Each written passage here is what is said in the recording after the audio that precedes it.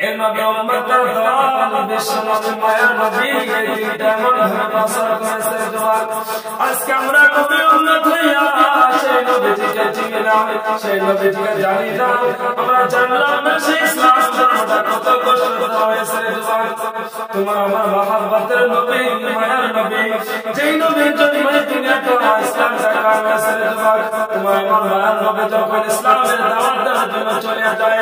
দুশমন বেঈমান কাফেররা তখন পাথরের রাস্তার মধ্যে দাঁড়িয়ে থাকে সুলার মধ্যে পাথর ভরাইয়া রাস্তার দুই পাশে দাঁড়িয়ে থাকে যখন তোমার আমার মায়ের নবী মহব্বতের নবীর যুবক সে রাস্তা দিয়ে চলে যায় দুশমনের নবীজিকে এমন ভাবে পাথর মারে যুবক তোমার আমার মায়ের নবীর শরীরে রক্ত ঝরঝরিত হয়ে যায়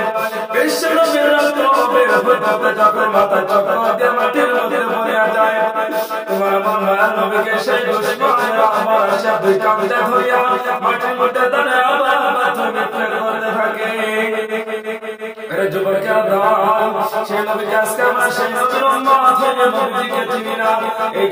ঘটনা হওয়ার পরে পরে আল্লাহ পাক রব্বুল আলামিন নবীজির কাছে জিবরাইল পাঠাইলো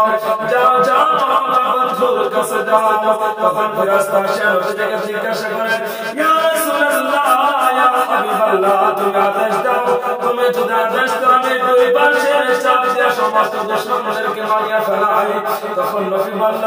না না না তুমি যদি তাদেরকে মারিয়া ফেলো তাহলে আমি ইসলাম ধর্মটাকে দিয়ে প্রচার করবো ইচ্ছারা যদি আজকে মুসলমান হয়তো গ্রহণ করে নাই তাদের নসলগুলো তাদের ভবিষ্যতের মানুষগুলো নিশ্চয় ইসলাম ধর্ম গ্রহণ করবে করবে না আজকে তারা কিসের মধ্যে হাফসি দাসের সমাজের মুসলমান